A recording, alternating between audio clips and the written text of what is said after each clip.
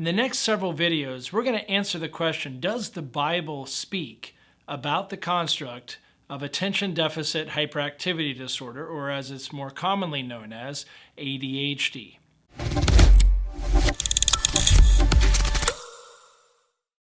Hi, I'm Dr. Daniel Berger. Welcome back to AIM Truthcast. Today we're going to be continuing our series looking at the construct of ADHD, and specifically today we're going to be looking at a phenomenology and taxonomy of ADHD. Now, don't be intimidated by these big words. We're going to simplify this, and most importantly, in the weeks to come, we're going to be looking specifically at how the Bible speaks on the exact quote-unquote symptoms or behaviors that are classified or categorized as being attention deficit hyperactivity disorder. With that being said, I want to begin looking at taxonomy. We're going to get to the exact behaviors and forming a biblical phenomenology. But first, let's tackle this idea of taxonomy. Now, I realize there's going to be educated people listening to this video, but also those who may not know what taxonomy is. Don't be intimidated by these big words. I think sometimes deceit can thrive in big words. So we're going to break this down and, again, start with the concept or the field of taxonomy. Simply put, taxonomy is the study or the science of classification. So anything that you can think of that can be classified is what taxonomy seeks to study and then to arrange, to order. As we begin, an easy way to think of taxonomy is essentially a toy that many of us used to play with as a kid. You remember those round balls where it had different shapes on that ball? And if you tried to put a shape that did not fit, even if it was close, it would not go into that ball. Well, that's essentially what taxonomy is. It is creating a ball that things can be fit into.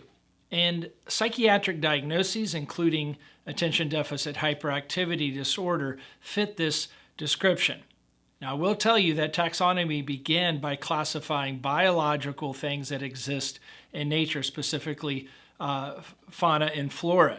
The flowers, as an example, are a famous taxonomy, different types of flowers, different types of animals.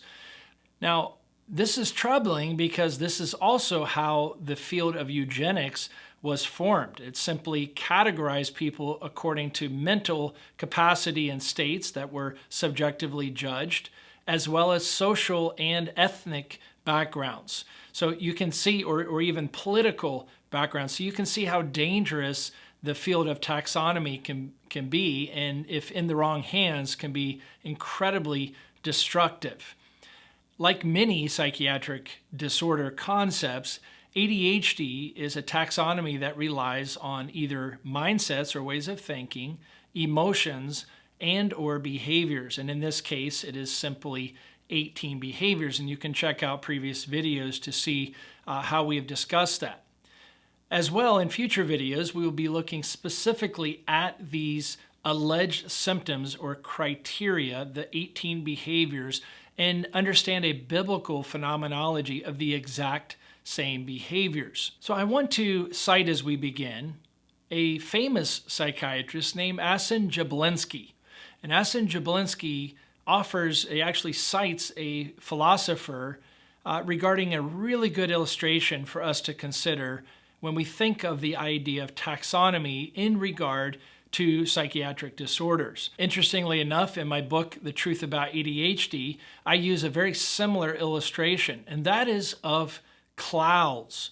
So listen to the illustration that Dr. Jablinski offers us. In his philosophical remarks, Wittgenstein commented that the classifications made by philosophers and psychologists are as if one were to classify clouds by their shape. The metaphor is apt.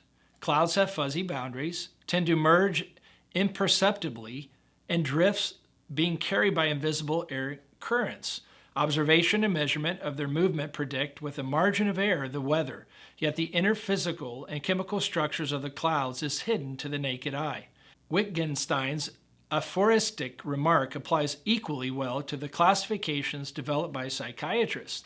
The conceptual outlines of syndromes and putative disease entities tend to change with successive revisions of their classification relative to their utility for prediction course, outcome, and likely response to available treatments, even if their inner biological and psychological structure is not fully understood. The latter, the quest for validity of our concepts, remains an open agenda. As you can see, this was published in World Psychiatry. So let's stick with that cloud illustration a second. And again, it's a similar illustration that I use in my book, The Truth About ADHD.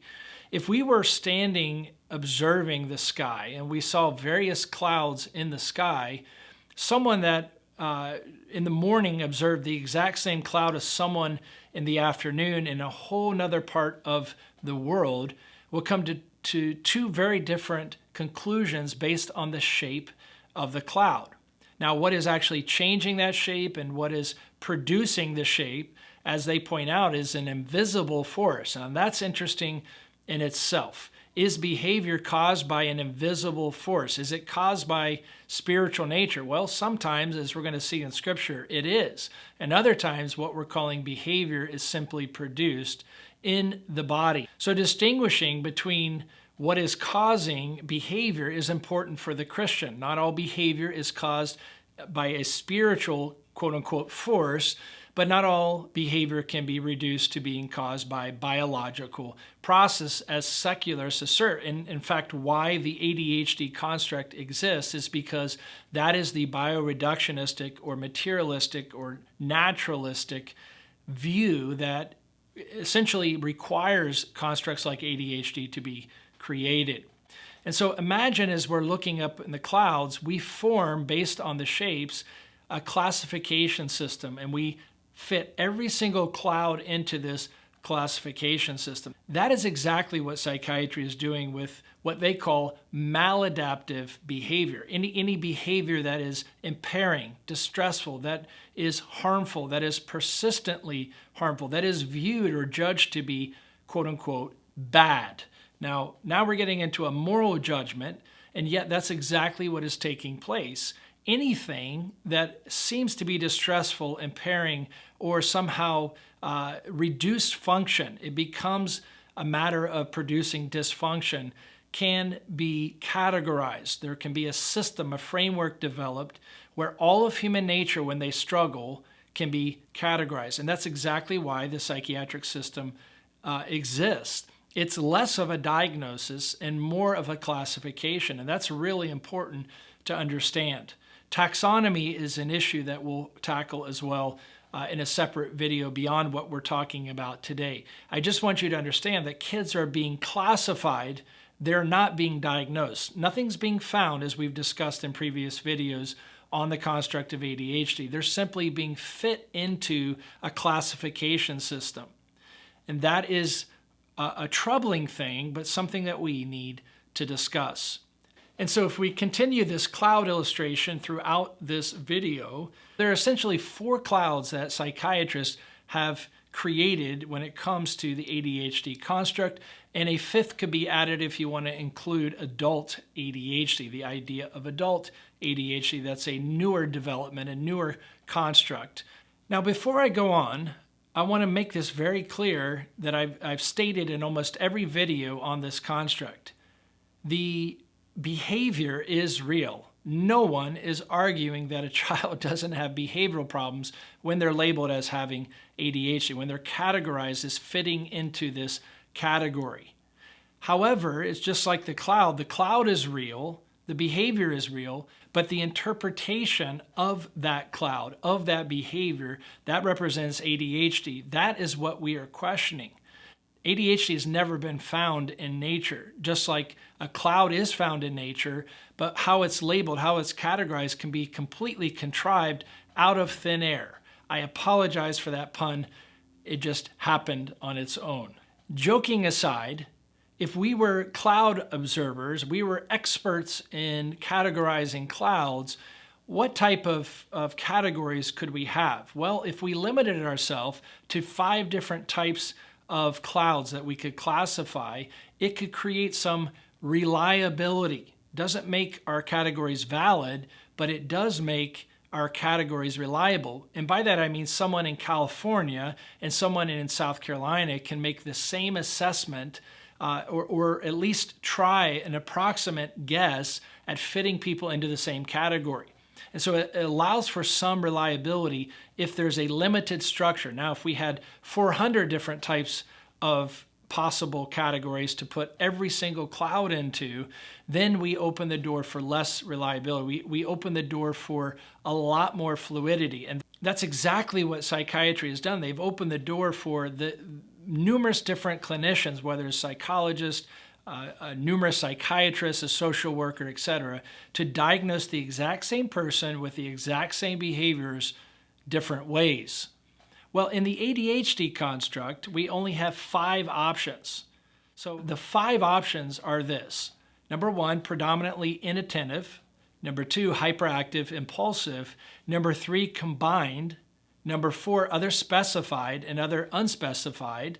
And then a 5th, as I mentioned, category is the adult ADHD, the concept of adult ADHD. And you can check these out in the DSM-5 text revised version, and specifically the whole construct there, pages 68 to 73. You can see these various types. So from these quote-unquote subtypes or phenotypes of ADHD, you can see how they have created these different categories: predominantly inattentive, predominantly hyperactive and impulsive, a combination of these, or adult ADHD, or the other specified or other unspecified ADHD.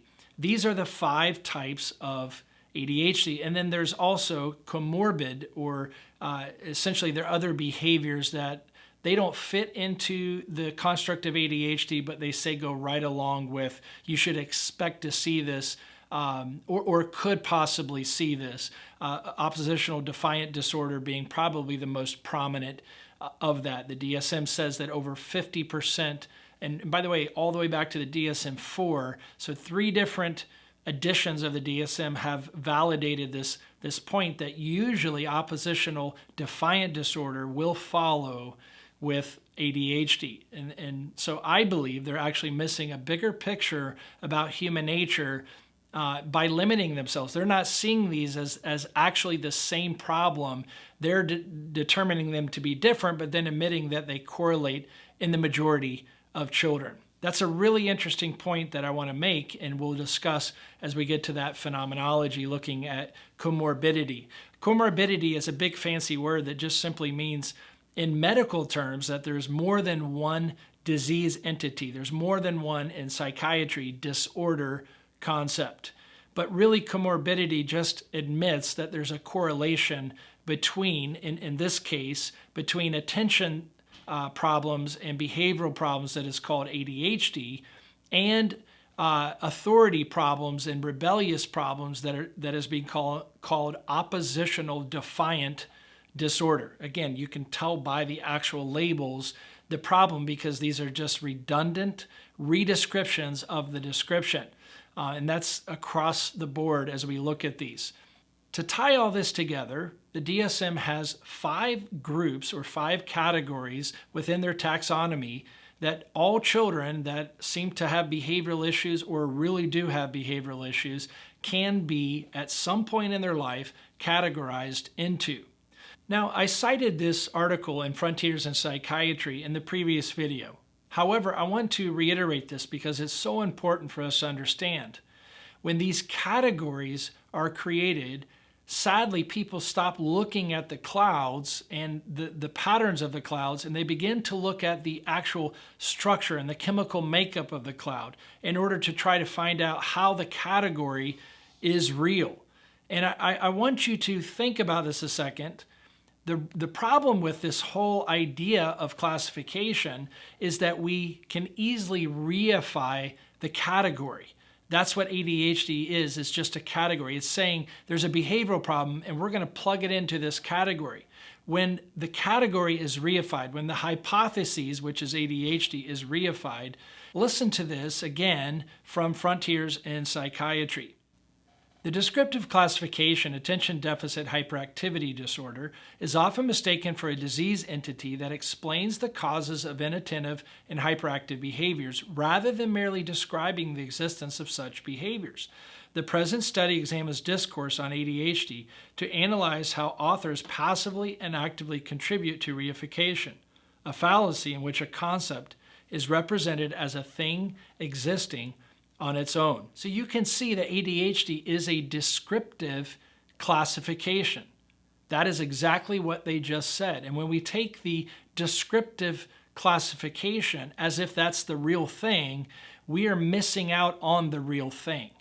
Again, I want to remind you, I'm not denying that children have behavioral problems. I'm emphasizing that we actually have to approach and deal with the behavioral problems. Just simply classifying behavioral problems as if the classification is the real thing to approach and go through nature looking for, even though it doesn't exist, is insanity itself. And I'm not trying to be mean. I'm simply pointing out we have bought into and actually committed the error of reification.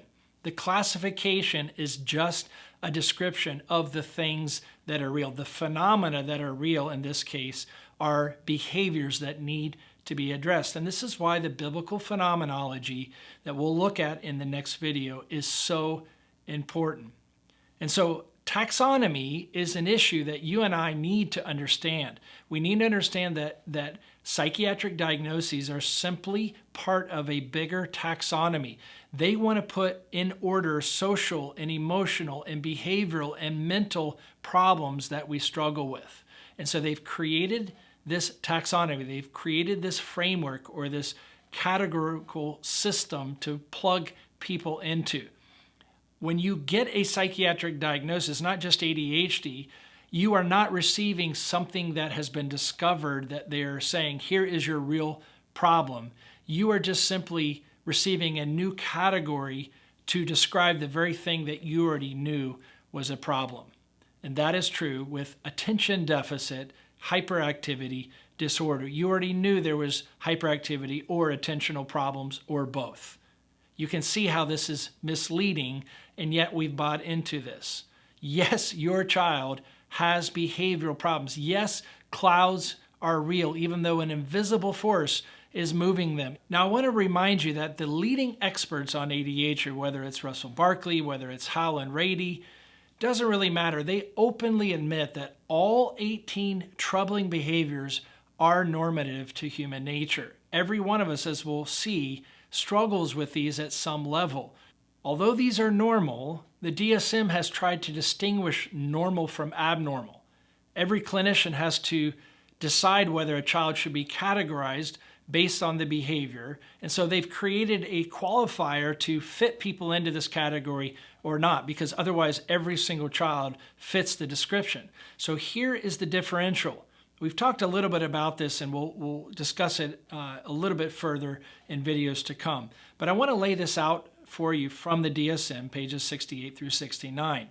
A child must have 6 or more of the either inattentive behaviors or the hyperactivity and impulsive behaviors, or the combination of these. They also must have these for over 6 months. They must be observed in 2 different settings, so at church, at school, at home. They must negatively impact directly on social, academic, or occupational activities. And so there has to be, quote unquote, dysfunction. There has to be a hindrance. In other words, are these behaviors hindering my child from doing well in school, from having good friends, from listening and paying attention and getting to know God at church? Well, obviously you're going because these are bad behaviors that we understand are destructive. The book of Proverbs is filled with behaviors that clearly are laid out as destructive. So no one's questioning whether these are impairing or cause dysfunction. Yes, they are all, if they're labeled as bad or seculars prefer maladaptive, then they're going to qualify within this. The 6 months, the limit to 18 behaviors rather than seeing there's a lot more behaviors, the subjectivity of the 6-month period, etc. All of this is subjective. And yet that's what they're trying to advocate, qualify someone as fitting into this taxonomy, into this framework, into these categories, or not. And you can see how this is just a man-made taxonomy. It's a man-made categorization. It seeks to determine who is healthy and unhealthy. Now, I won't go into this fully, but I'm going to make a shocking statement for you to chew on, and that is exactly what the eugenic system is built upon. Creating a category of healthy and unhealthy, not based upon biology. You can go back to previous videos and see this is not based on biology, but on some type of social construction. That is what we're dealing with ADHD. It's exactly what happened in Nazi Germany in the first half of the Holocaust. The second half is often called the final solution. That's where Jews and Gypsies and blacks were targeted by the Nazi regime. But in the first part of the Holocaust, it was actually the Kreplinian constructs, these taxonomy system that was created by Emil Kraepelin and carried out by Ernst Rudin, that Kraepelin hand chose. Kraepelin, again, chose this guy because of his belief in eugenics. And you can research Ernst Rudin. He wrote all the Nazi legislation concerning sterilization and was really the brains behind the Holocaust until the final solution when the SS came in, because Rudin's lab, the Kraepelinian lab and theory, could not afford to carry this out anymore on their own. The Rockefeller Center in the United States and the Loeb Foundation stopped funding them. Again, another discussion that needs to be addressed, but this is, in fact, the basis of eugenics, determining someone to be healthy or unhealthy, not based on biology, but a contrived, subjective categorizing of people. What is healthy and unhealthy? Well, I hope you've enjoyed this short video. In the next video, we'll take a lot more time to look at the actual behaviors and phenomenology of ADHD. We're not just going to do that from the Psychiatric Bible, the DSM-5, Text Revised. We're also going to look at the actual Bible and see that the Bible takes the exact same behaviors and gives us a different phenomenology, one that we can put our trust in to understand and rightly discern children. What's really interesting is the Bible also gives us a taxonomy. There are literally categories in the book of Proverbs that we're going to look at that God sets up a different taxonomy than psychiatry does for the exact same behaviors. I hope you'll share this video, I hope you'll like it, and I hope you'll consider the truth that has been presented, no matter how difficult it is for you to hear that there may be an alternative to what you have accepted concerning yourself or your child. I speak these truths in love, and I hope and pray that you'll consider them. Have a wonderful day.